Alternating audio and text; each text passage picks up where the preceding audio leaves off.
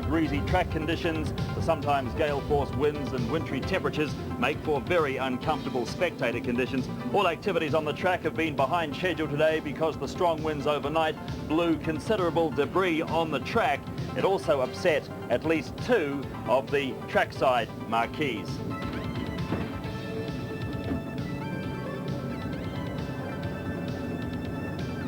Well, good afternoon everybody and welcome to our coverage of the second day of practice here on the Wellington waterfront. Conditions today are quite frankly terrible. There has been one timed Group A practice session today. 6 cars are within 1.17 seconds at the top of the list, and in those 6 cars we have 2 Sierras, 1 BMW and perhaps surprisingly 3 Commodores. More on the first Group A practice session soon, but in the next 90 minutes or so we'll also be taking a look at the 10 celebrity drivers and their efforts in practice today. And I know now from personal experience this motor racing lark is a lot harder than it looks. There's also Porsche and Sport Sedans races, and then there's the final Group A timed practice session before we finish sometime around about 5:15 or 5:20. The flying lap contest incidentally is scheduled for 5:30 this evening. The 10 fastest drivers will compete for grid positions. We'll have highlights of the flying lap contest tomorrow morning about 11:15. But the first practice session this morning saw 26 cars recorded time. The Corolla GT of the Drinkrow brothers apparently didn't make it. Here's our commentary team now to review the first session of Group A timed practice. The peanut slab car of Francevic and Armin Hana out on the circuit here. A little wet this morning, just starting to get greasy. You'll notice there that there is some paper over an intake. Came in to get the paper removed. Francevic co-driving with the well-known German championship driver Armin Hana. 2 of them swapping notes. A little moment for Win Percy, the car that he's co-driving with Graham Bowkett. Just touching the wall, no real panel damage to the car. In fact, that the result of the corner earlier when he got into a little trouble. This was Ludwig Finau, who's co-driving with Paul Radicic in the M3. He's the man who builds the engines and does a lot of the car preparation, and that's the damage that was caused when he hit the Armco. Radicic getting into the car.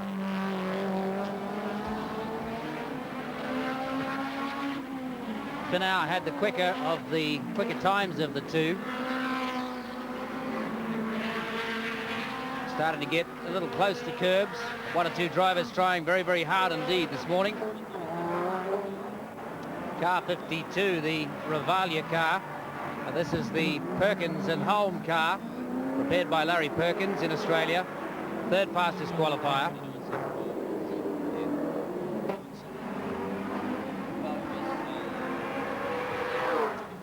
Perkins and Holm both getting the car onto good lap times and making idiots, I might admit, of 1 or 2 of the commentators, including myself, who thought that Commodores would be most uncompetitive here. They proved us very much wrong at this early stage. The race might be a different thing, but certainly they have been on excellent lap times.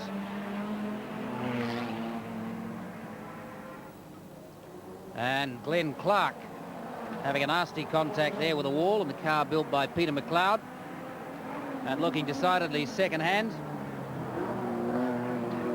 Glenn Clark obviously not very happy with that little incident. He's a very noted Formula 4 driver, both here in Australia. In actual fact, he's going back to Australia to run the Formula 4 Championship there. Here it is in slow motion.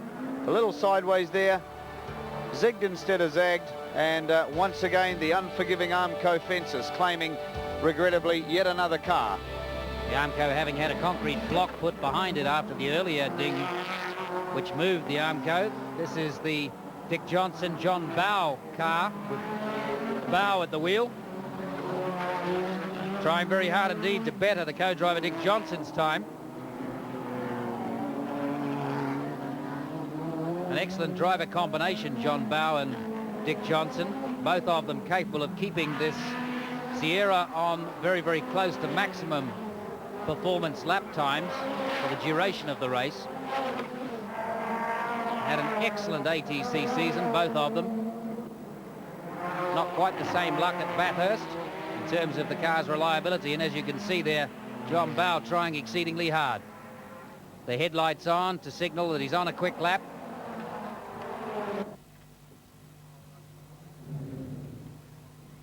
Bow into the pits, and we imagine there'll be a little conference between he and Dick Johnson.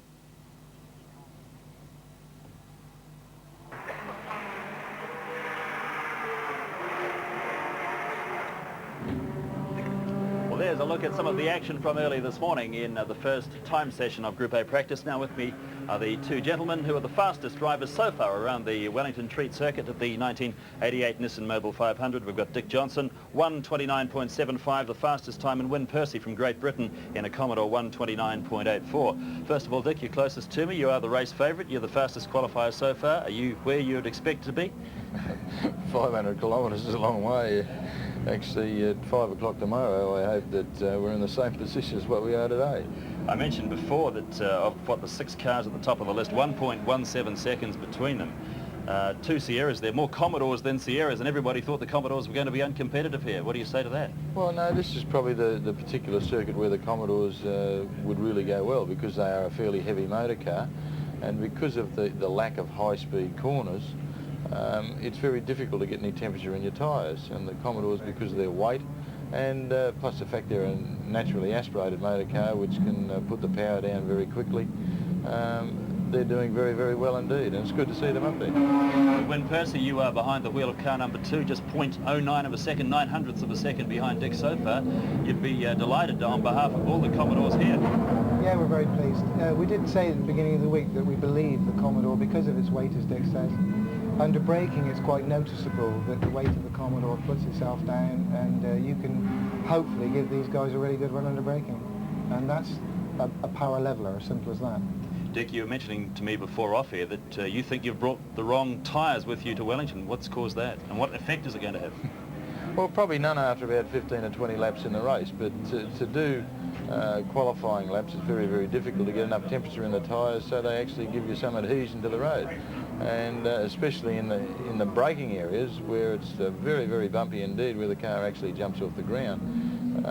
Once you lose traction and you lock up a wheel, well, you end up in the fence, and that's what we're trying to stay away from. When Percy, do you in fact think that this circuit has changed since last year? There are a couple of places, especially Cable Street, which is definitely rougher. That's our advantage, I believe. We mustn't discount the little M3 BMW, you know. While we're talking about our cars and power and everything, this car is so near to us on performance, and possibly was going to get away with a pit stop less, so that's a big advantage. Yes, that of course was one of the reasons, I suppose, that Revelia and Perot did so well last year. And they did, what, 1 pit stop during the 500 Ks? Yeah, they had 1 stop. What do you have to do, Dick? 2? Well, I'd say, well, not at least. We're planning on probably 2 pit stops. And the only thing that's stopping us there is the fact that we haven't got enough fuel to carry us through to the end of the event. But certainly 2 is probably 1 too many if this little BMW keeps buzzing around at the same speed. That's right. And when would you be a 2 pit stop trip as well over the 4 hours? That's the least we can get away with. But of course, with your wonderful weather here, I mean, you could end up with any number of pit stops, couldn't you? All right. So amongst the 6 fastest cars so far, we've got 3 Commodores. Let's take a look now at the great Australian car. The Bathurst Honour Roll shows Holden as the all-time champion with 13 wins. The battle of the brands has always been close, and Ford aren't far behind with 10. That accounts for 23 of the 27 wins to date, with Vauxhall, Mercedes-Benz, Jaguar and Morris battling for the minors. However, the indications this season suggest that Ford aren't far away from victory number 11. Dick Johnson's Shell Sierras ran away with the national touring car crown. Alan Moffat kept the ball in Ford's corner at Sandown recently. And overseas, Andy Rouse conquered England's Touring Car Classic at Silverstone, whilst the Texaco Fords run by Rudy Eggenberger have set the pace in the European Championship. Frightening stuff for Holden fans, isn't it? This sudden crush from the Blue Oval Badge boys sent a ripple to Australia's touring car kings at Holden, and they've responded accordingly. Inevitable defeat was postponed last year by Peter Brock with his 9th Bathurst win, and by Alan Moffat after winning the first round of the inaugural World Championship and finishing 4th at Spa. But the performance comparison to the Ford was disastrous no matter how you looked at it. Holden's new marriage with Tom Walkinshaw Racing in the UK was the answer. The trick? To find more from the existing car. The wind tunnel was the first stop, and armed with plenty of clay, TWR found heaps of downforce. Making a 1,300 kilogram car slip through the air wasn't easy. Walkinshaw described the car as having the aerodynamics of a brick. TWR's idea was to make the brick fly. On paper, it looked easy enough, but time and money were eaten up finding the answers. After romping with the Play-Doh, this is what they did. From the Clark Kent guise of a normal VL Series Commodore, the base Group ASS was devised. Under the skin, changes were aplenty, but it was the addition of 21 fiberglass components that drastically changed the shape and performance of the car, which led to the full-blown weapon, the wild-looking new Group A race car. But one thing had to be added: more grunt. The extra horsepower came via a fuel-injected version of one of the oldest and most successful engines in motorsport, Holden's 308 V8. The complete package is made for circuits like Spa and Bathurst. With just under 500 horsepower and a body built for business, the Holden carries the hopes of many. I think everybody is quietly confident that we've got the goods with this particular car. We haven't had quite the amount of development and testing in a race environment as we would have liked, but Larry and the guys behind the scenes have been doing a tremendous amount of work, and at the end of the day we won't have any excuses. An aerodynamic package that has been developed in the wind tunnel is a big step, you know, flying cars around the world and get them into wind tunnels. The engine incorporates the very latest in electronic fuel management. All that stuff's real state of the art, and they've matched it with, durability components, conrods, crankshaft blocks, all things that help us race-wise and make your road engine last 10 times as long are all there, and I think it's going to be a real good package. If it's possible to end up with the opposite to a Ford Sierra, this car is it. Tom Walkinshaw, Larry Perkins Engineering and Holden's have made a massive commitment to the new Commodore. Right now in the pit paddock, there's a few execs nervously awaiting 4:30 and the moment of truth for their new toy. They're hoping, of course, the Lion will roar. Well, David Oxton, a week ago you had to say that a Holden Commodore was an uncompetitive car, certainly on the form at Bathurst. Why the sudden change, and why do you think it has come right here? I don't think there's a sudden change so much, Tony, as, you know, a few things didn't go too well for the guys at Bathurst. That's a real quick track, as we know, and maybe we expected a bit too much from them. But here, as the guys are saying, this pure grunt out of these slow turns is giving the traction that makes it possible for them to be on a par. You know, I've got this feeling, and it's probably all just a bit in the head, but I guess this weekend I thought that a Commodore would like to win, a Ford probably should win, but I think the BMW will win. Interesting thoughts there, Lou McKinnon. Your views in terms of whether or not this Commodore can do it. Certainly it looks good qualifying. Well, it certainly looks fantastic in qualifying, there is no doubt about that. One of the great levelers in an endurance race is that what really starts off as plan A when the lights change at the start ends up at plan Z when the checkered flag comes down 4 hours later. So really, yes, the Commodore looks fantastic, the Sierras look fantastic, the first 6 cars on the grid all look fantastic, but goodness me, it's a real lottery. Brian Lawrence, were you surprised at how close the front 6 qualifiers are? Yes, certainly am, because when you look at the type of circuit that we've got and you weigh it up against the different horsepower that the cars are producing, times that out against the weight, you look at the Commodore, which weighs 1,340 kilograms, and the Johnson Sierra only weighs 1,100, and the BM is, you know, at around about 1,000. So there's an enormous amount of different horsepower versus weight versus driving ability, and then of course you toss in these sort of conditions they're trying to qualify in. Just running through the top 3 or 4 for you, Johnson and Bow, the top qualifiers, ahead of Percy and Bowkett, Perkins and Hull, Revalia and Pirro, and Bagnall and Dudonne.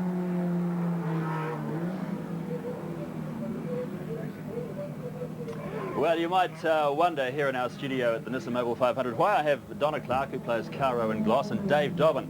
You might normally associate those people with the sport of motor racing, but of course they are 2 of the competitors who will be taking part in the U-Plan celebrity race here at 25 minutes past 11 tomorrow. There are 10 of us in total, 9 celebrities and yours truly, who'll be lining up in Nissan Sentra 1.6 litre.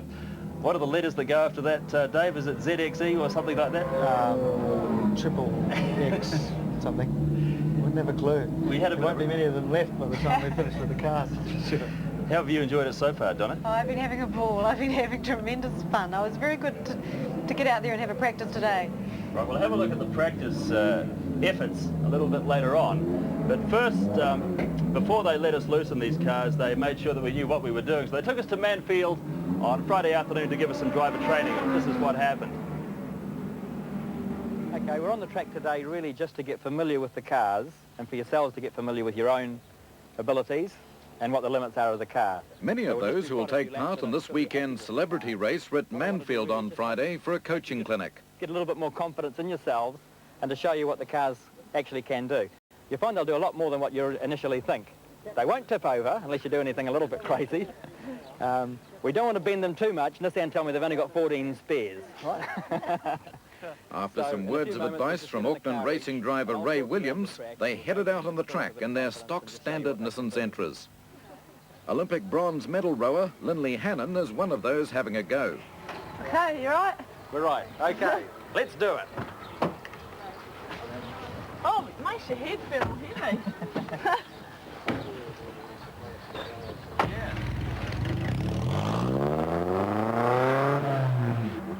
While the other celebrities watched with some trepidation from the sidelines, Ray was handing out some good advice. That apex, which is right there, lovely. Now let it out straight away, let it out, full throttle, beautiful, beautiful, lovely, lovely, lovely.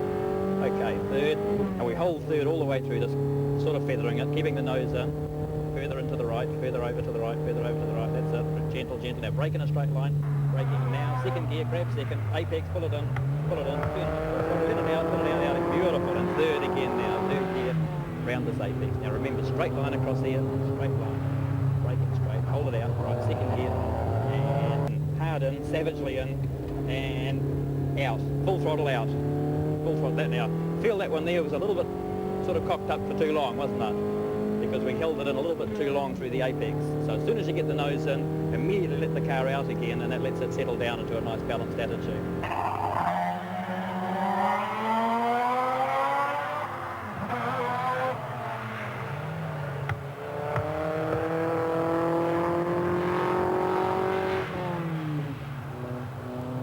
After a few laps, Lindley had a grin that showed just how much she likes driving a race car.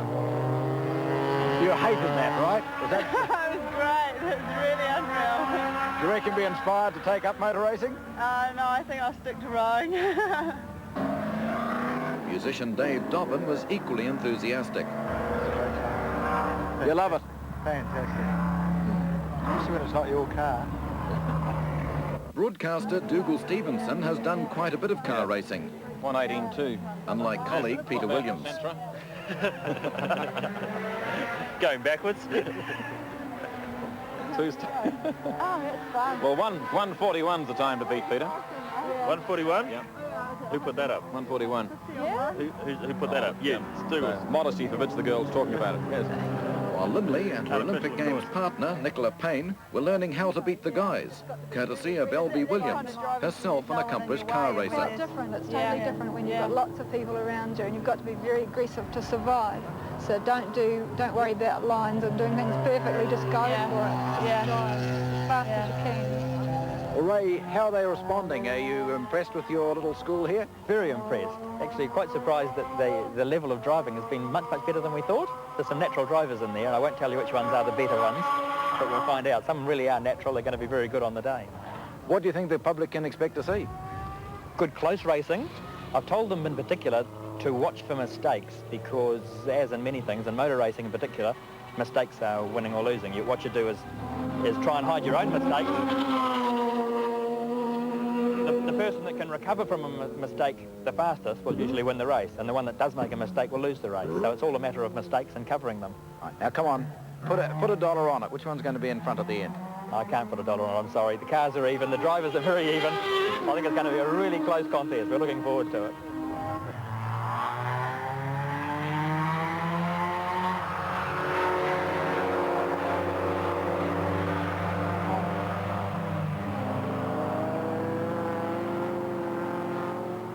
Some others are prepared to speculate.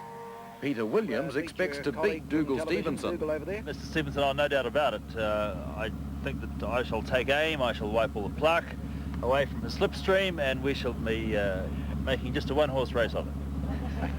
Would you agree with that? I think it's highly likely. I mean, you get these rank amateurs that come in from outside, and there's always beginner's luck. Everything is in his favour, after all. And it is something like his hometown crowd. I mean, he still broadcasts to them regularly. I mean, I'm just outside as a contractor, basically. But I'll do my best. But I must say I'm terribly, terribly frightened by his threat. Between him and Rod Dixon, if they can't demolish me, I probably won't even finish the race. I'll go home in tears. I'm like... Yes, Dougal, all right. Here we are. What I can't get over is watching the cars at Manfield, Donna, how slowly they were going compared to these guys out here. So slow, and yet, you know, we could have sworn we were going so fast. Oh, it's deceptive. It's deceptive, really. It was the camera angle. It was wrong. You know, we were really flying. Down the back at Manfield, Dave, what speeds were you actually hitting? Oh, about 160. Hit the ton. 160 what? K's. Oh, kilometres per hour. I think I was doing about 120 flat stick, but maybe I didn't get my rev counter right. Well, listen, that was Friday afternoon, and they sort of told us how to drive the cars, how to race cars competitively. We tried to put some of what we learnt on Friday into practice here this morning at the Wellington waterfront. They let us out on the track for 20 minutes, and this is the result of the 10 cars who will take part in the Nissan Celebrity Race. 3 out there at the moment. Cars 10, 4 and 8. 10's Rod Dixon, Lindsay Yo's in 4, Dougal Stevenson's in 8. Rod Dixon going a little wide there. Lindsay Yo dropping back just a little.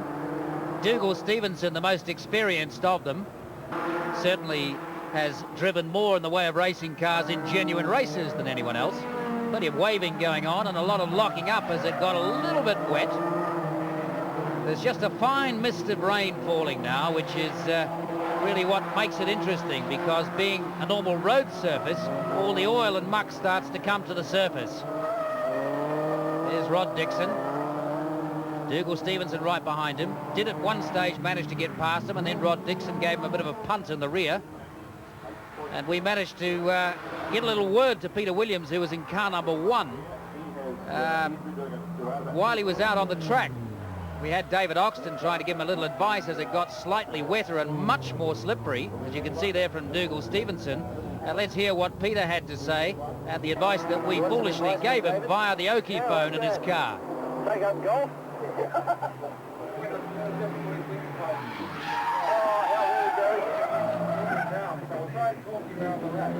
David says he'll talk you around a lap. I'll prepare the second track. I think I've got to come in. No, don't take any notice of him.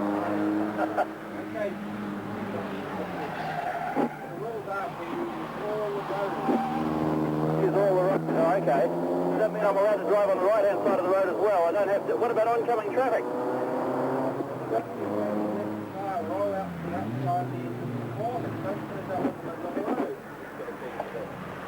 Oh, I didn't.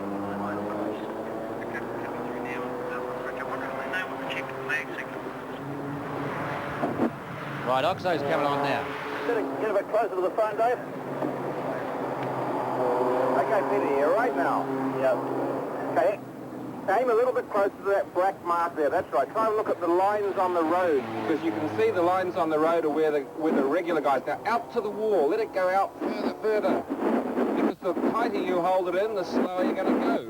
So you want to pick up a bit more speed and let it go out to the wall a bit more. Okay. All right. I'm going to come in. I think I've had to check it back again. Yeah. Nobody else on the circuit, is there? Only you. Now, over to that auto glass sign as far as you can. Yeah. Right, now down to the gear now. Hard on the throttle. Keep it going, that's it. But don't pull it quite so tight back in, Peter. Let it flow out a bit more. Okay. Just be nice and relaxed and let it flow where it wants to go. Yeah, that's much nicer. Really relaxed. 2 seconds of that quicker already. 6.5, I thought you want 12. 5 now. 5.5. Where should I brake for this corner? Well, let's try and do it nice and gently this time. Okay, we'll put the about now. Ease onto the brakes. Well, we'll have to say that was plan B, won't we? try braking as if you've got a poached egg between your foot and the pedal instead of trying to drive a nail through the floor. Okay. Just squeeze the brakes on when it's wet like this. Okay. Just be gentle. It's a bit greasy, all right? Yeah, all right. Squeeze. All right, over the apex of the corner. And how's it?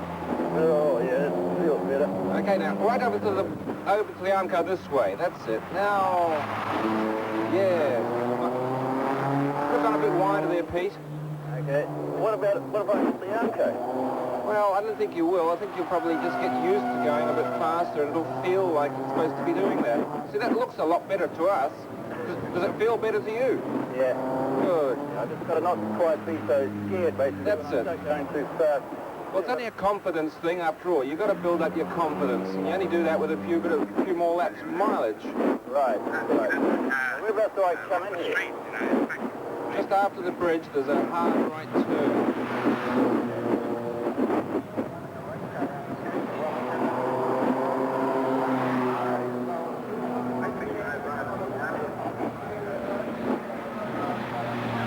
Just around the armco to your right there, Peter. Okay, all right, down here. Okay. Well, that's a pretty good effort, I think. No dents on the car? No dents on the car. That's right, excellent. Car number 10, plus qualifying for the quick race tomorrow. And in fact, this is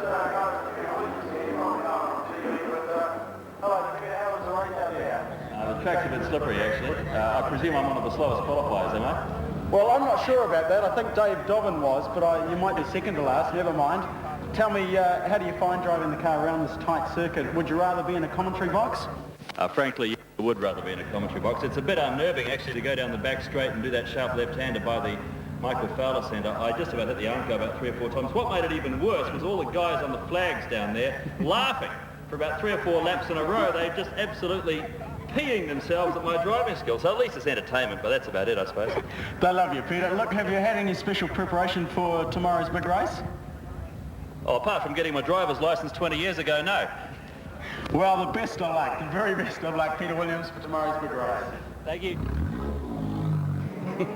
Communications courtesy of the Oki phones. Actually, Lindley Hannon and Nicky Payne have joined me now. The reason I couldn't go any faster was that every time I got up to speed, the phone rang, see?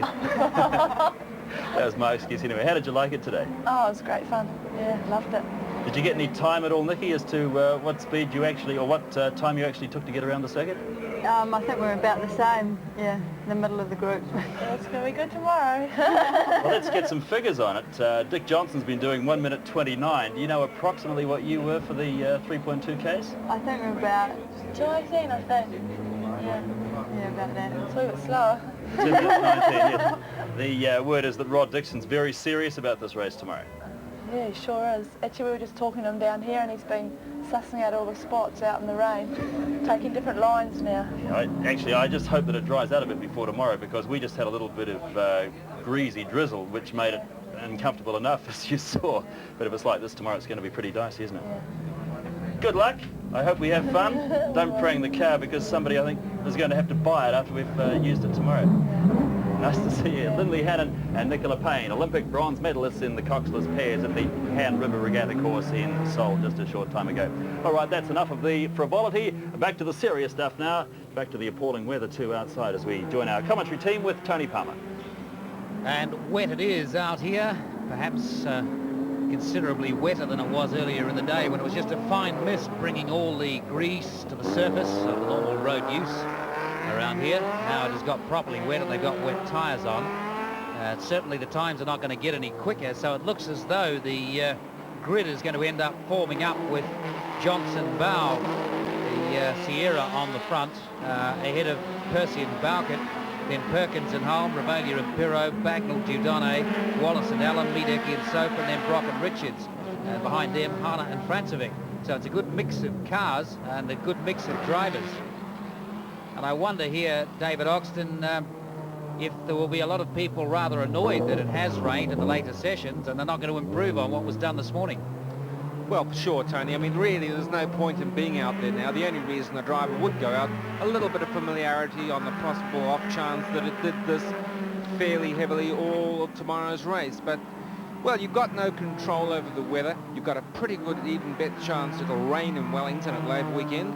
and really you've just got to go for it the moment the flag drops on the first official session. So yeah, the grid's really formed. I'm sure no one will improve, and it's just a familiarity laps just to make sure that everything's working all right and that the cars are set up should the rain come. Quickest qualifying time, by the way, for Johnson and Bow, 1:29.75, which is slower than we had expected it would be, and 1:29.84 for Percy and Bowgett, 1:34.4 for Perkins and Holt, 1:34.5, then 1:38.4, 1:39.2 and 1:31.3.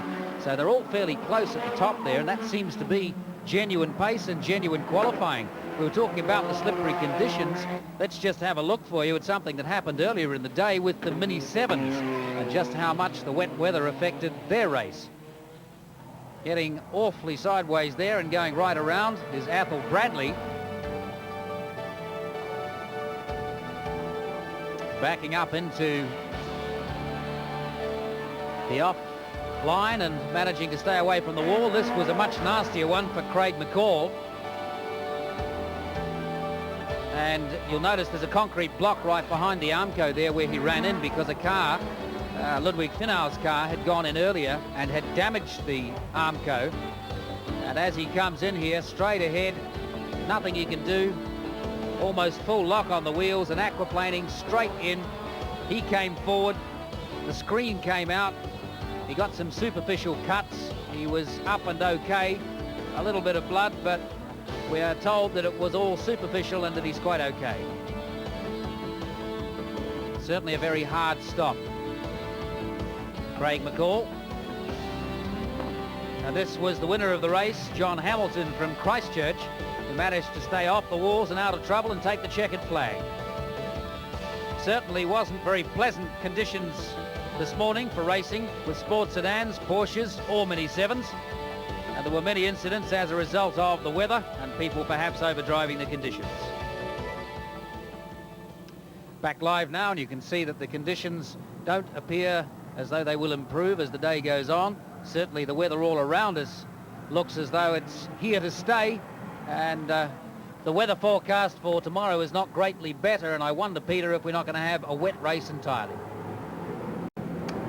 Well, let's hope that things do dry out in time for tomorrow's big race, the Nissan Mobil 500, and for the other supporting events.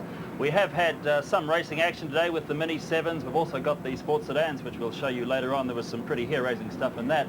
The first competitive race today was the Bridgestone Porsche Club New Zealand Championship, and there was some very expensive machinery out on the Wellington street circuit for this particular race. Let's now join our commentary team for this event, the Bridgestone Porsche New Zealand Championship.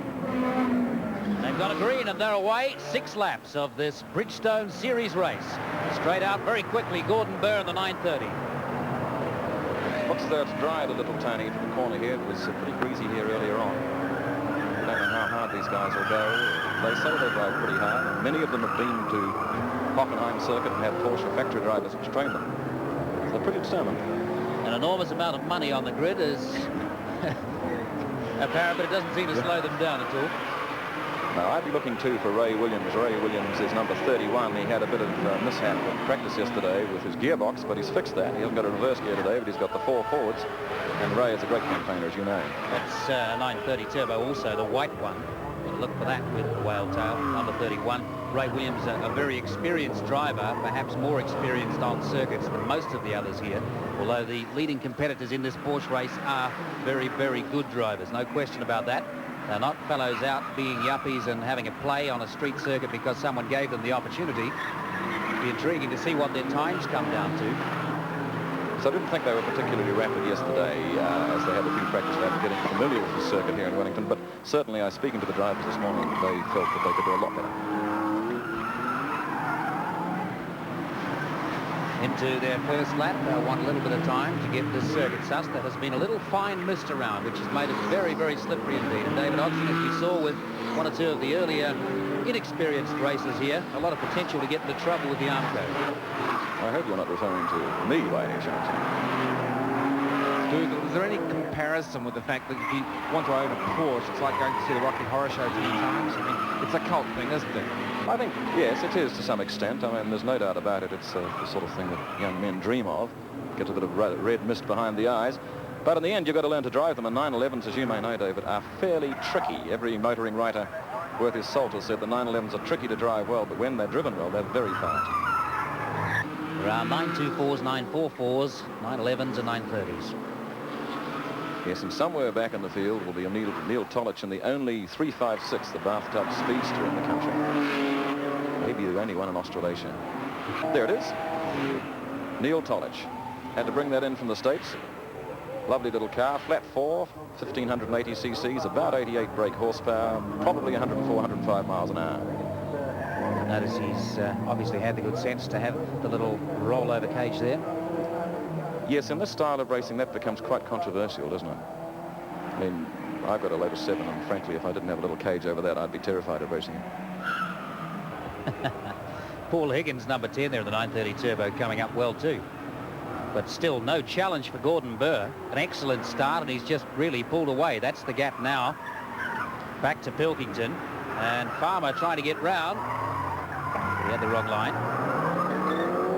It's a great battle for third, fourth, fifth. Yes, I think the people from Wellington and hereabouts who come to watch this will be quite surprised at how close this racing is. All that expensive panel work. What's the view, David Oxton, of how well they're using the circuit? Well, it's the same old problem when you have three cars fighting for the same bit of road, Tony. You've got to really throw the lines out the window a bit. They're into a straight battle, and so you have a bit of a carve up like that and maybe risk a panel, but in fact you actually slow yourselves down. Your lap times will go out the window because you aren't able to flow corner to corner in the classic style. So I guess Pilkington is fighting. Oh, a nice sideways there for Cameron. I would say that's a bit of the horsepower we've seen that he's generating. Yes, well, indeed, he's got himself into third position. Pilkington's lost 2. Bill Farmer's second to Gordon Burr. So when you find what happens is in your anger to try and keep the door closed on one car, someone sneaks through on the other side. That's really what racing's all about. So the only person who's not getting involved in any of this is Gordon Burr, out in front in the silver 930. Started off the front, pulled out a substantial lead, and really has run away. And it's Cameron now who's making the battle with Farmer. Farmer up to second. Cameron challenging him. It's getting a little misty again. This must be about the last lap. Well, I think you can see how Gordon Burr really opens up down the straight. Tremendous power. They do get the power down, these cars, with all that weight over the rear. Certainly very, very quick in a straight line. Well, I haven't seen Ray Williams. No, I've been looking out for him down the field, and no sight in the front bunch. Farmer still second, Cameron third. Ray Williams, we understand, is down to about 9th place. And they'll still be having gearbox trouble because he's won the last 2 races in the series. There are 10 races in the Bridgestone series. These are races 5 and 6. So running out of time now for Cameron to get up. Forsberg got held up a little traffic there in the bottom corner, by the Fowler Centre. I'll have to get familiar with the names of these corners. I've spun there twice. And that was when the street race wasn't on.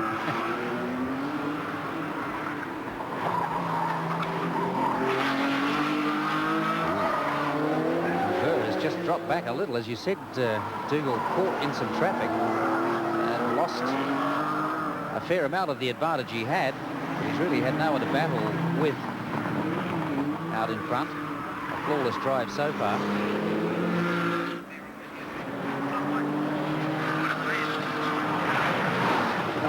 You see how he's able to pull away. I mean, that's a very potent little car of Bill Farmer's, but Gordon Burr's turbo still has the legs on it in any straight line. He'll be coming down to the checkered flag. See the marshal crouched there, about to give him the checkered flag. Gordon Burr of Matamata in the 930 takes it away from Bill Farmer and Graham Cameron. And the first of this weekend of the Bridgestone Porsche Series races. And obviously a fairly interesting and very closely fought series too.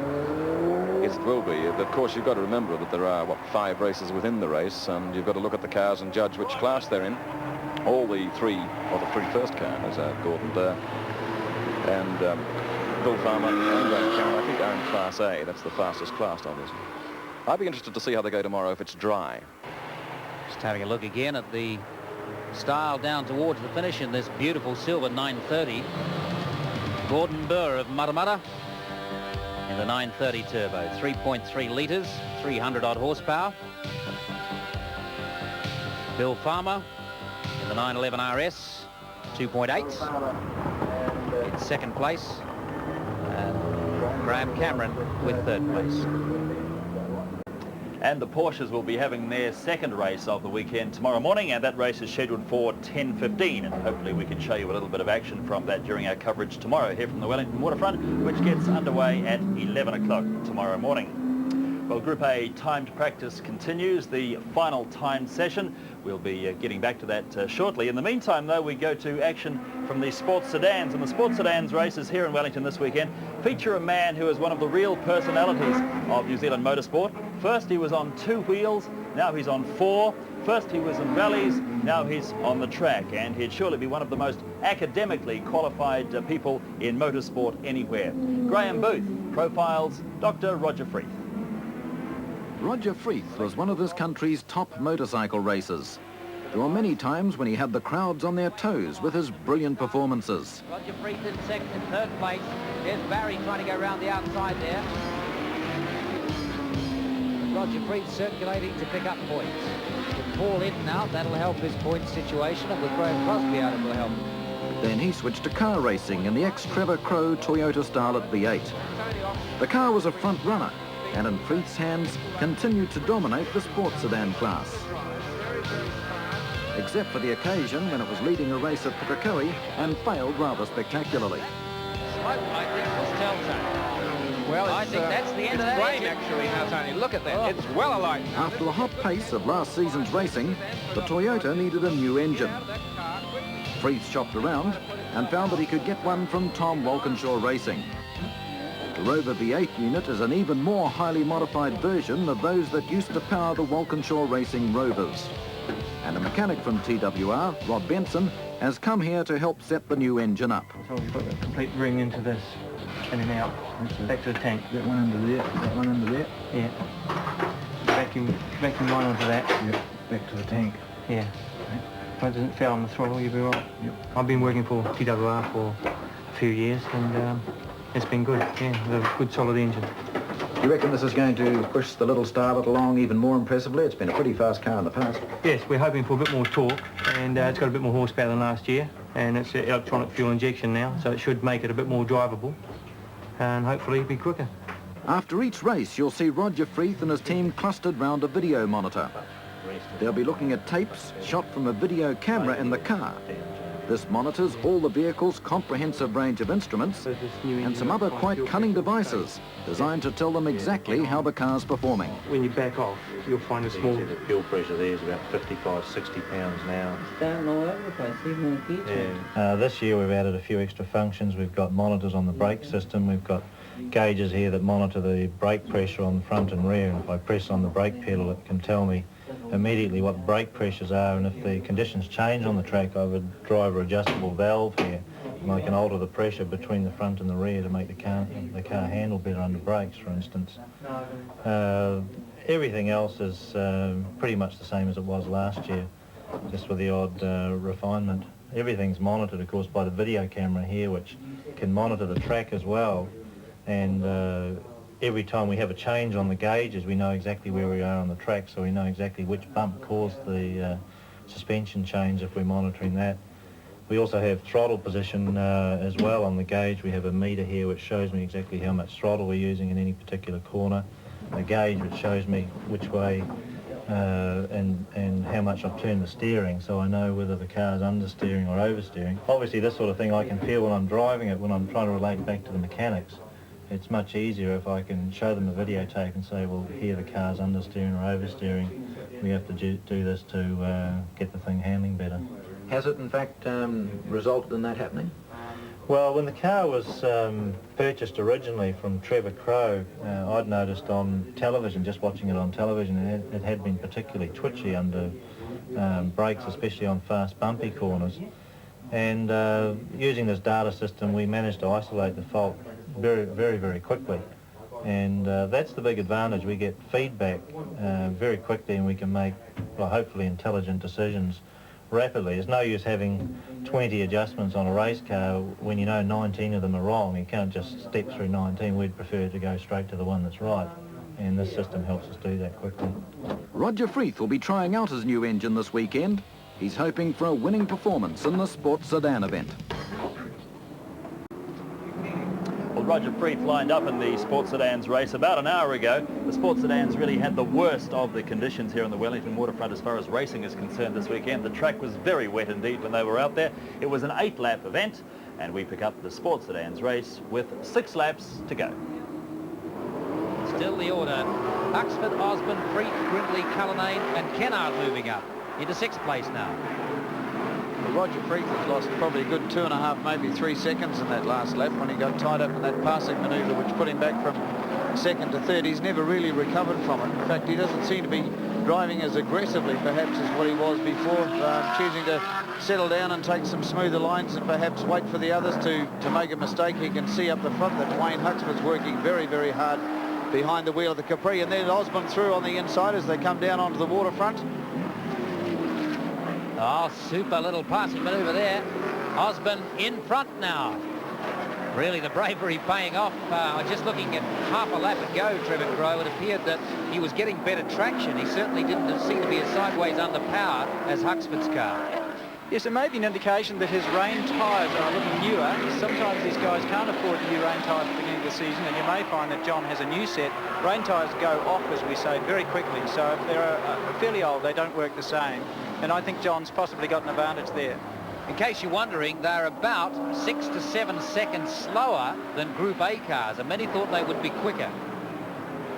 Obviously, the wet weather lap times are nothing like they were in the dry, but they're still in the dry 6 to 7 seconds slower than the Group A cars. Freeth in 3rd place there behind Huxford, Osborne leading. And meanwhile in the pits is the little Suzuki Fronte, an intriguing car, Mike Bish's car. It has, I believe, Trevor, the 1300 it's a Yamaha motorbike engine which was built for sidecar racing on the speedway, and it's an exceptionally well-built little car. It's made for hill climbs and things, and he's just giving it a run today. Down at the race at the moment.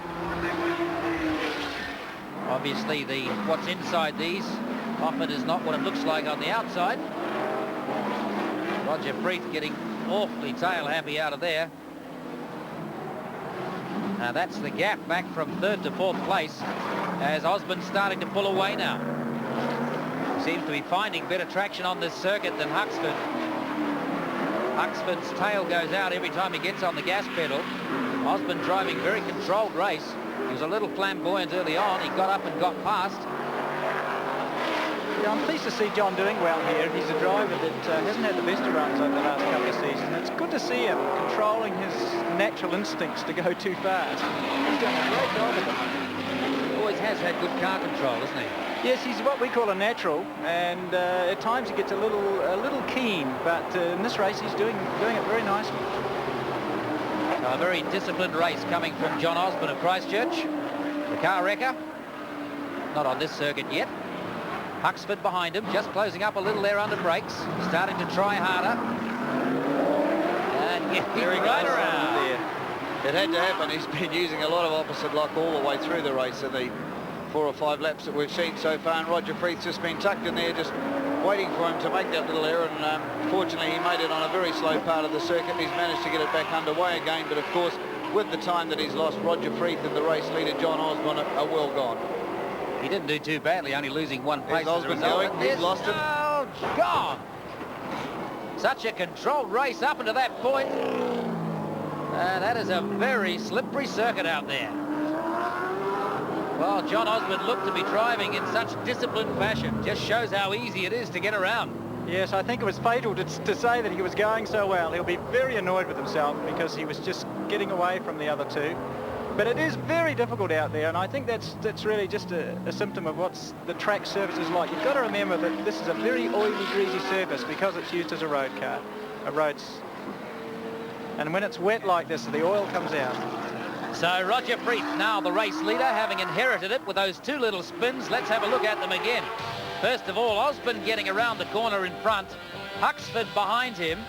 Now have a look as Huxford gets a little wide there. Started to run out of room, gassed it up, and the tail just came right around. It had been fairly tail happy up to that point. Freeth avoids it nicely, goes through to second place. And then just a couple of moments after that, this car in the hands of John Osborne of Christchurch, which was the race leader, had a similar problem. Once it starts to go, not a lot you can do about that. Just aquaplaning and out of control. It's gone. He backs into the fence. The damage is fairly superficial, but he's lost a tyre off that rear left rim. And he's out of the race. So Freeth takes over the lead. And still Huxford second. Gridley third. Roger Freeth slipping and sliding around. He's managed to hang on to it so far. Roger's probably in a fairly comfortable position now, Tony. I think he'll just drive around conservatively and hold his place. Nobody's really going to threaten him now if he keeps his act together. Less than 3 laps remain now. So Freeth the leader from Huxford, Grindley and Cullinane. Looking again at John Osborne and how it went awry for him, Trevor. Yes, well, I think really all that happened was the back got loose, and I think he may have actually locked the rear wheel, and it's just brought the car around. Maybe there was a chance that if he'd lifted off again, he could have got it under control, but it didn't happen. Once it starts aquaplaning like that, you're history, really, aren't you? Yes, you are. All you can do is lift off all the pedals and actually just try and steer the car without trying to put any input with your feet, and sometimes you can catch it, but I'm actually quite impressed with Don Grindley, who's not really been known as a wet weather driver, and he's hanging in there beautifully, and I'm quite pleased to see him because he's a car that I've had a bit of involvement with, and the one at the front and Don as well are both cars that I've helped build, and I'm really pleased to see them running so well. There's second place, Wayne Huxford. Wayne's an old campaigner, of course. He's done a lot of mileage in this car, and I was quite surprised to see him come out because he had retired on and off over the last couple of seasons, and I'm pleased to see them coming out and supporting. So here's Don Gridley from Christchurch with the Capri with a Buick V6 in it. RX-7, that one actually, Tony. Yes, it's handling the wet conditions very well. It's probably got quite a wide torque range, which helps you actually to control cars in the wet. It means you can put your foot down in a higher gear and it will still accelerate away quite cleanly. Whereas a car that's what we call cammy tends to light up and get sideways very easily. Our second place man in the Capri in a 302 Ford V8 injected. Wayne Huxford's, Don Grindley doing well, staying out of trouble and picking up the places as a result of the misfortune of the people in front of him. Unfortunately, what started off to be a rather exciting race is a rather boring procession. It's just a matter of keeping these things on the road, something that 2 or 3 of the drivers have had a little difficulty in doing here at Wellington, but those white lines are not helping things along, and of course where the circuit's been patched a few times, the oil's starting to come up through there, and that's certainly going to make some interesting qualifying later on this afternoon for the Group A cars. Cullinane now in 4th place. The RX-7. Roger may be actually using some of the sponsors' products on his car today in all this weather. Stopping things from sticking up. Has a lead now 12 seconds over Huxford. Grindley 3rd, Cullinane 4th. The problem with interior vision on these cars is that the Group A cars generally tend to have demisters, the same as the family car. On these, they don't even have a heater, so there's nothing to actually keep the inside of the car defogged, if you like. So it's always a problem in the rain in a sports sedan, is actually seeing where you're going.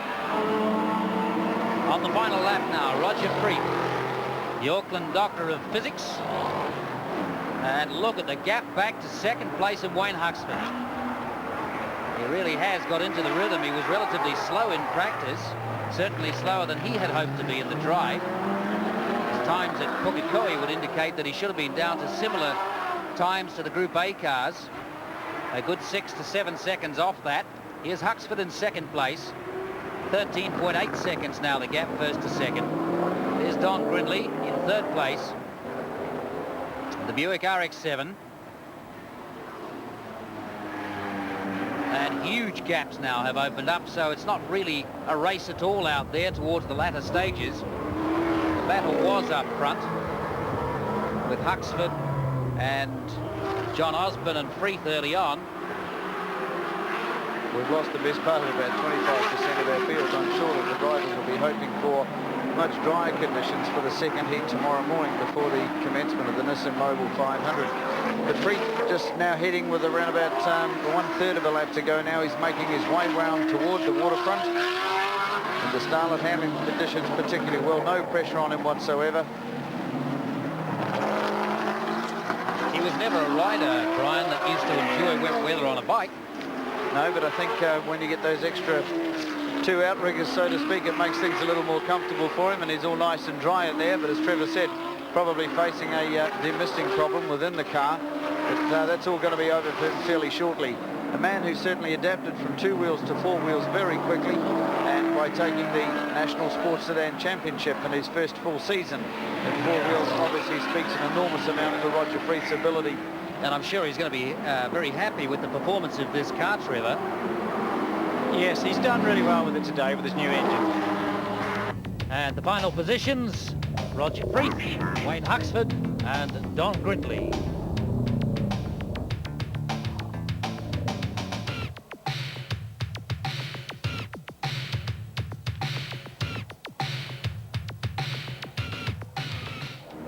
Welcome back to our studio. Joining me now, a very familiar face to all New Zealand motorsport fans, a 2-time winner of the Wellington Waterfront race, the Nissan Mobil 500, Peter Brock. Welcome back, Peter. Mobil dealer team, not in a Holden Commodore anymore. This is your first visit to Wellington in the BMW M3, isn't it? Yes, first time around here in the little left-hand drive car. Quite different. A real need for adjustment, I can assure you. What sort of adjustment? Well, at the moment I'm running a 6-speed gearbox, which we're not too sure if it is an advantage over the 5-speed. However, that with the narrow torque band of the BM and the need for to keep it coaxing along rapidly all the time, my right arm is just about falling off and the race hasn't started yet. But it's an incredibly fast little car. It is faster than the Commodore of last year. It is a purpose-built car for long-distance racing, and it's very, very competitive. Is it difficult for somebody like yourself, an Australian who's been used to driving right-hand drive cars all his life, how difficult is it for you to start racing left-handed European cars?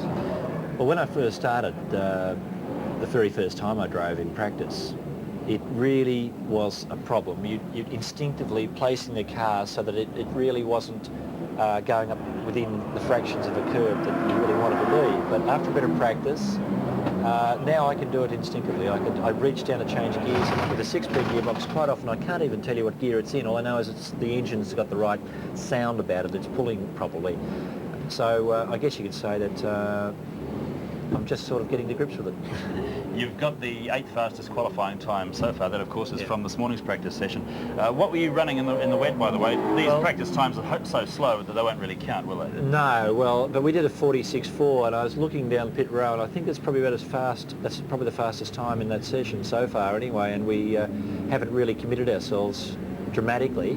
Right. So that means tomorrow, bit of a shower of rain. Who knows?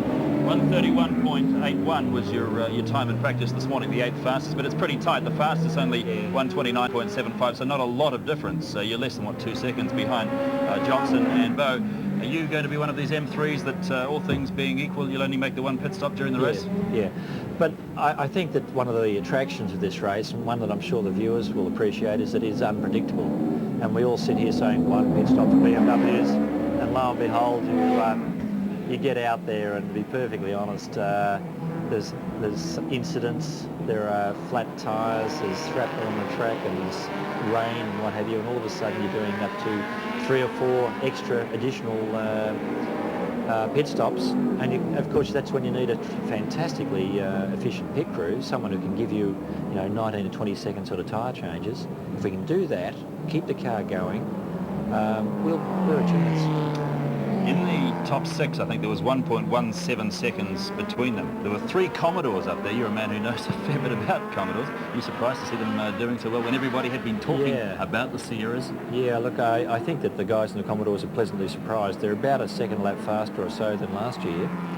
and obviously the cars were working very, very well in that session. They seemed in excellent grip.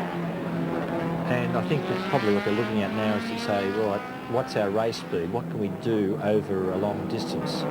And they're a bigger, heavier car, of course, than the little BM, but they're a nice car to drive around here. I enjoy driving the Commodore around here. What about the Sierras, and what about, in particular, Dick Johnson, the Australian touring car champion by so much during the Australian season? Yes. But not really proved in the endurance races, is he? No, Dick's always been a driver who gives it his all at the time at the expense possibly of making an error or having something not quite last the pace, but nevertheless it's a very, very well organised team, and Neil Lowe has done a brilliant job in preparation of those cars. Dick's got one car here. I wouldn't be surprised if Dick went better because he's got one car here. It sometimes does happen. He says he's brought the wrong tyres, by the way. Oh, well. You know, you make your choice, of course, but right. I don't know. I'm not too sure about the durability of the Sierras in this race, to be honest with you. I can see... you favour a Commodore or a BM? Yeah, maybe a BM. I think a BM's looking pretty good. Revalia and Puro are going very, very well indeed. Just looking at your at the form sheet here, I'll tell you who might surprise you, Colin Bond. He's well back there, but Colin's been sort of just cruising around there, not keeping well out of everyone's way, and that often is the way to go about winning this race. Pretty useful co-driver to former Formula One world champion Alan Jones. No. And the most overpaid driver in the world at the moment, he claims. He said he's only done a few laps and he gets paid a lot of money, but good on him. Peter Brock, thanks for being with us. Let's now go back upstairs to our commentators and join Tony Palmer.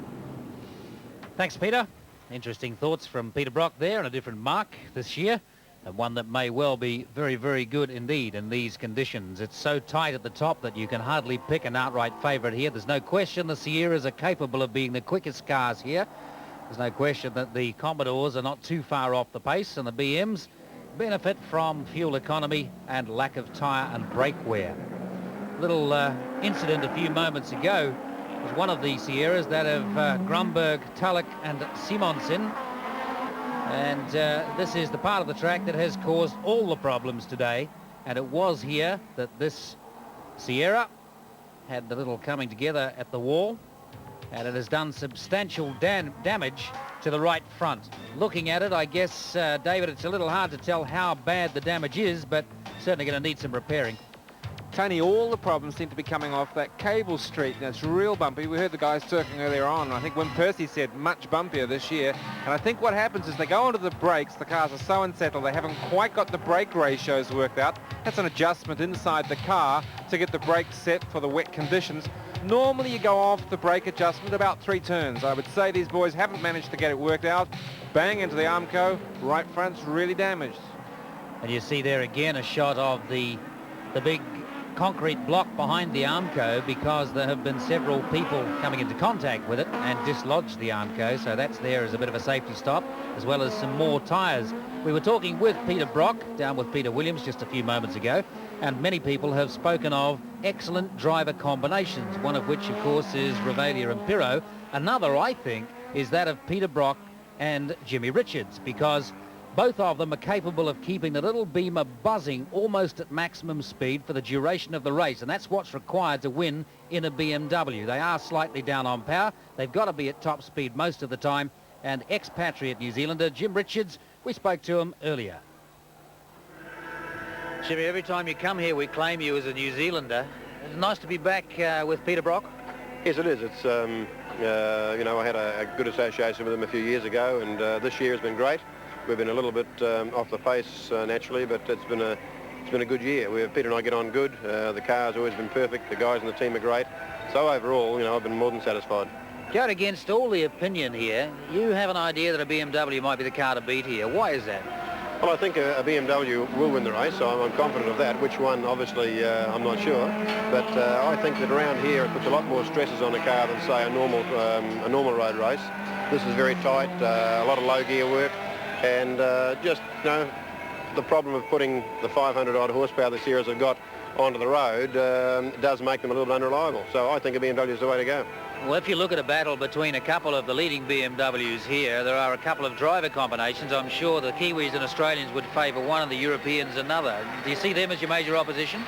Well, in the BMW ranks, obviously Ravalia and Pirro are the car, is the car to beat. I mean, they've got the experience. They've been in Europe all year. Roberto won the European Championship, so obviously their car in combination is the one to beat. But, you know, we're hoping that we can give them a good run. Was that a little challenge for you and Peter?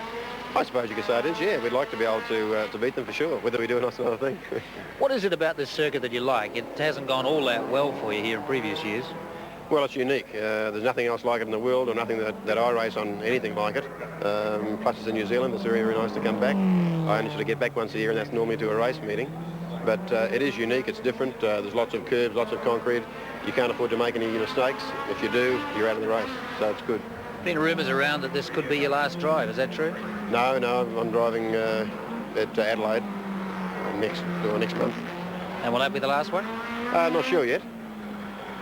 Why are you thinking about that kind of thing, like the end of a career? It would seem to, certainly to spectators, to people who are your fans, that you're still at the peak of form. Well, I'm not going to retire. But no, different things have come up. I'm just really considering what the options are, which way I'll go. But I think at the moment the BMWs haven't got a competitive car for next year, so you've got to look at all the options that are open. If BMW had a car that was competitive and capable of winning again, I'd obviously still be with them. What about the rumours of you going to another marque? Well, that's always possible. It just depends. When you're a driver with a helmet and you're not involved financially with any team, you can virtually go where you want. So it's a matter of weighing up where I want to go and what I want to do in the future. So the short answer is you haven't signed for anyone yet? No, I haven't. Just to put you in the picture of the last 3 or 4 comments from Jim Richards there were rumours around that he was going to join Nissan and to go to Europe and race for them, as well as racing in Australia. He assures us he has signed nothing yet. He has spoken with Nissan, and that if he does anything, it will definitely be in Australia. The only time he will go to Europe, he says, would be for a one-off quick event, and definitely he will be based in Australia, so we can surmise that it is highly possible that he will be driving for Nissan. But David Oxon, he assures us he's signed for no one. Well, certainly there's a number of teams that would love to have his signature on a contract. Tony, Jim will never have to worry about where he gets to drive. One of the top all-time racers in this country's ever produced, and certainly a great, great support from Australia. Super combination, isn't it? Peter Brock and Jim Richards. Well, the good thing to remember is that these blokes, you really have to scratch hard to remember when they last made a mistake on a racetrack, and that can't be said by many of the people out there. But I can't get it over right now, the pace of this guy, Percy. You talk about him as the toll puddle hero or whatever, but he's out there right now. He's the quickest car on the road. That's 46.12, 1 minute 46.12 in the rain. Fastest car on the track, a big, heavy Commodore. And that can't be bad. You didn't get a Commodore in the sweepstake, did you? Yeah, we can't talk too much about that, but Percy certainly has surprised a lot of people here. Driving with Graham Bowkett, and I wonder, in fact, if Graham Bowkett, without being in any way detrimental to Graham Bowkett's driving ability, he just doesn't have the road mileage and the regular drives at this level of competition, perhaps to put in the same sort of times. And I wonder if it might end up being a case of a lot of hard work being done by Percy, and perhaps Graham Bowkett just slipping off the pace a little. Yes, well, he's with a very, very experienced man in the hands of Percy, and I'm sure that the two of them have sat down and spent a lot of time together over the last 2 days going through the circuit step by step. I think Graham Bowkett is a very aggressive driver. He won the New Zealand Touring Car Championship at the wheel of a Commodore a few years ago. His luck hasn't been that good here at the Nissan Mobil 500 in Wellington, but I think that Percy's got a very capable backup man there when you look at what's available, and of course it was a last-minute decision by Graham to get involved in it, and it's a very, very professionally run team, and we look forward to some good results for him. And one of the other Commodores there, Andy Wallace and Jeff Allen, both very experienced drivers, although Wallace has had no experience at all in a Group A car. That's fairly irrelevant because he's driven Formula 3s with a great deal of success, Formula 3000, and of course Group C at Le Mans, a winner this year, along with Tom Walkinshaw and Lou McKinnon. I guess it doesn't matter whether you've driven a Group A car before or not if you're that level of driver. Well, that's dead right. Man with those sort of talents could probably hop on a push bike and make it go pretty quick. But just looking at some of these shots from our cameras, the weather conditions out there are absolutely appalling, and I would say that the drivers would have to be very, very careful, especially in a car like the one we're looking at now, which is so torquey and has a habit, if you like, of putting its horsepower down in quite a bit of a hurry. But unfortunately, with the rain this afternoon, we now have a little bit of a problem because the first practice session we had was the only one, obviously, that will be conducted in the dry. And we're facing a real possibility here, if this 110% rule is invoked, that 5 cars are possibly going to miss out, and that includes the Gillies McKellar 635, the Billington McKellar Commodore, the Nico Sealing Toyota Supra, the Torque Lashowen Commodore, and the Barrow Fleming Mustang. So really, unfortunately, the weather has played its part. Just while we're on the subject of the weather and who's been staying out of trouble in it, you'll notice that Peter Brock said a little while ago when he was talking to Peter Williams that one team that had been staying completely out of trouble had been the Bond and Jones combination in the Sierra. And their times have not been anything to set the world alight, but on the other hand, they haven't been out of the way either. Let's have a word, if we can, down in the pits with that team. Okay, in fact, we're going to try and get a word with them a little later on.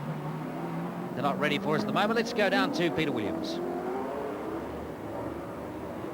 All right, thank you, Tony. And as you can see, the weather conditions here on the Wellington waterfront at the moment, absolutely appalling. It's not just the incessant drizzle which is coming down and making the track so desperately greasy at the moment and requiring every ounce of skill that these drivers can muster to keep their cars under control through the very tight corners on this track. It's also been the wind. We mentioned when we first came on air this afternoon that the wind caused all sorts of havoc because of the big storm in Wellington overnight. It threw an awful lot of debris onto the track, and the first Group A practice session was supposed to get underway at 9:30 this morning. It didn't get underway, in fact, until about 10:30, 11:15. The winds really were gale force. Mercifully, it's calmed down at the moment. We could probably do with a bit more wind to blow the rain away, but it really did cause some problems. Graham Booth has the story on the effects of the wind. There have been some major problems for the Nissan Mobil 500 with the gale force winds that have been sweeping the Wellington waterfront.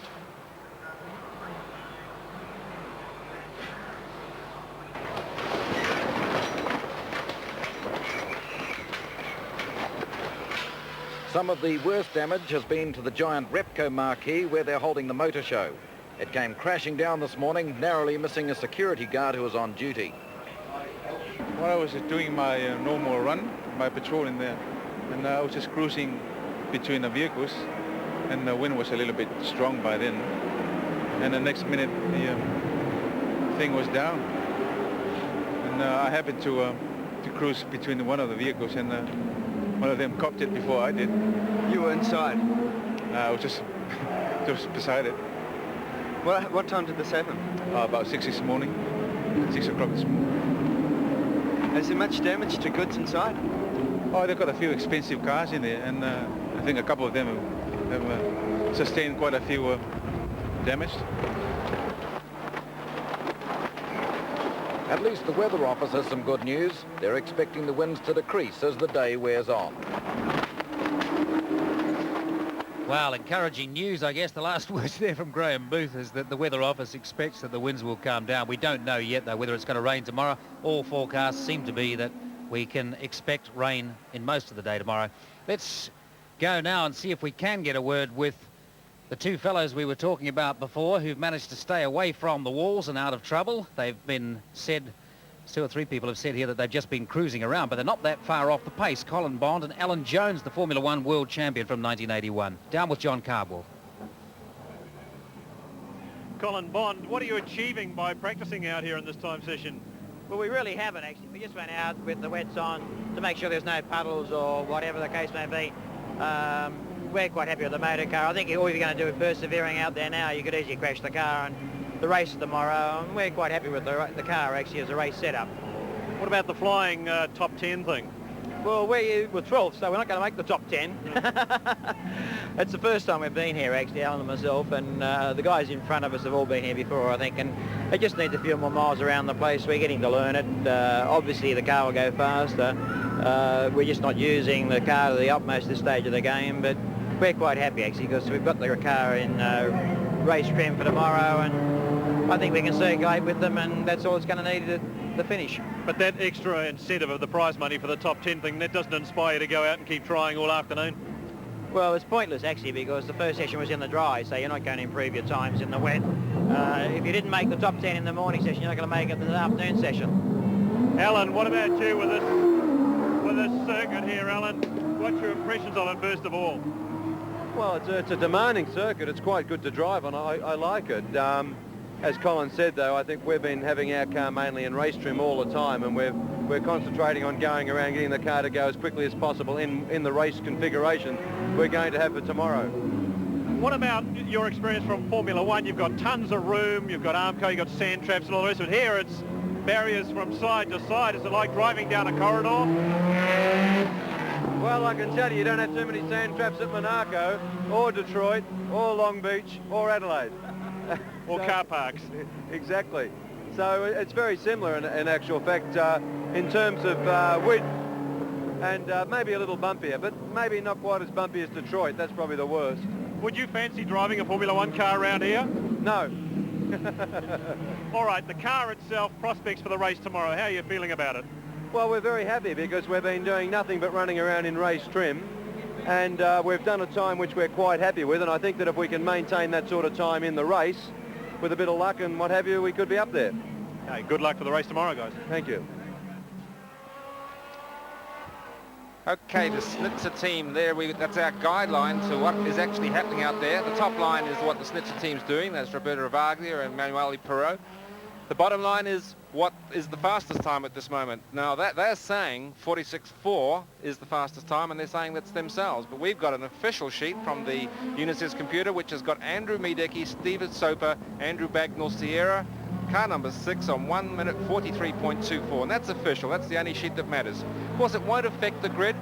Steve Soper will be quite happy, obviously, that he's shown a bit of his class in this Wellington street race field, but still, it won't affect the grid, and he's just going to have that experience in case it does rain tomorrow. He's going to have that confidence and knowledge that he's got to grips and is one of the quickest people here. Fair bit of psych involved in that, though, isn't there? I mean, going out and turning up a time like that in the wet, he is a superb wet weather driver, and it is an indication to people that if it rains tomorrow, well, you've got to get round me. Steven Soper, of course, very experienced international driver.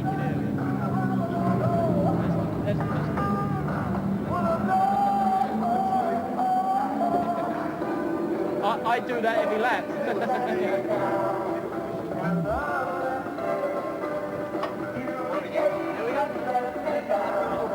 What's going on? Push him forward. Not showing any signs of frustration at all, Steve Soper. Very relaxed. Interesting name on the side of that car, Blast Dynamics, fellow in Australia who owned the only Australian explosives company. Got bought out a little while ago. But if you wonder where they use explosives in Australia, there is an enormous mining industry there, which of course uses tons and tons of it every year.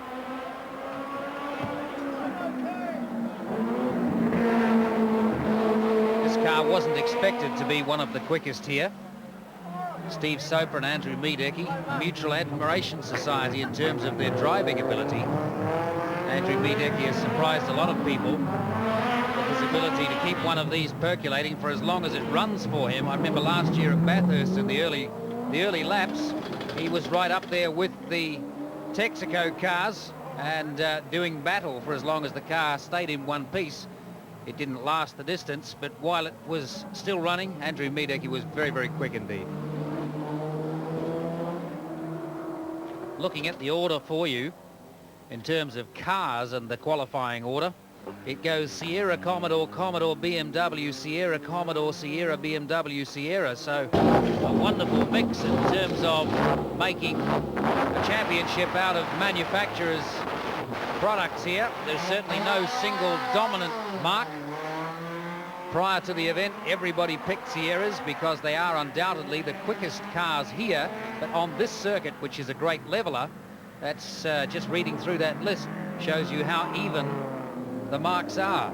And Ravaglia and Perot have now become the driver combination and the entry that really most of the top drivers fear.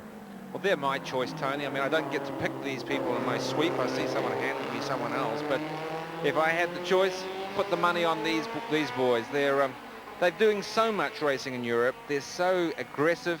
and they keep the car's pace up lap after lap. They make sure that if they get held up somewhere, they make it up somewhere else, but their times don't drop off. They perfectly complement each other, and what a happy team the Schnitzer team are. They are dedicated World Championship racers, and that's going to help them tomorrow. The car we're looking at the moment, of course, the BMW M3, it differs from some of the other Group A cars in that this particular vehicle, or this type of vehicle, left the factory purpose-built as a race machine. And then to qualify for homologation or registration purposes, the model was actually detuned and produced in road form. But believe me, these cars have more tricks in them than a magician's conference. They are absolutely magnificent, right from the wheels to the roof. And goodness me, David's right, I'm sure, that on form this would have to surely be the combination to look at tomorrow. Anyway, running through the top 10 qualifiers for you. Obviously, the times in the wet are irrelevant unless it rains tomorrow, when they give a good indication to the drivers. But the qualifying times in the dry, and they're not going to get quicker. First, Johnson and Bow in the Sierra, 1:29.75. Second, at 1:29.84, very close to them, Percy and Bowkett in the Commodore. In third place at 1:30.44, Perkins and Holm in the Commodore. In fourth place at 1:30.45, Revelia and Pirro in the BMW. Then at 1:30.84, Bagnall, Dudonne, Mideki.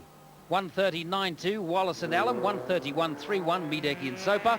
1:31.81, Brock and Richards. 1:31.83, Hana and Francevic. And then at 1:31.94, Grunberg, Tulloch, Simonsen, which may take some repairs before it gets on the grid tomorrow. Tony Palmer, thank you for those qualifying times. So it's Dick Johnson and John Barr who have got the fastest time, but only by 9/100ths of a second from the Commodore of Win Percy and Graham Bowkett. We're back with you at 11 o'clock tomorrow morning. We'll leave you for the moment from the Wellington waterfront in these very wet and rather damp conditions. This is what happens tomorrow morning when we come on air at 11 o'clock. We'll have highlights of the flying lap at 5 minutes past 11. The Sports Sedans and the Porsche Series will be on at 11:25. We've missed out the celebrity race. It's supposed to be in there about 11:25 as well. We might have that one live for you. Peter Brock told me to drive straight through the puddles. Thanks for the advice, Pete. I'll remember to do that tomorrow. Midday we'll have a spectacular display by the RNZAF Kiwi Red 75 Squadron. We'll begin our build-up to the big race itself at 12:15, and then there's a rolling start at 1:15 tomorrow afternoon in the 9th.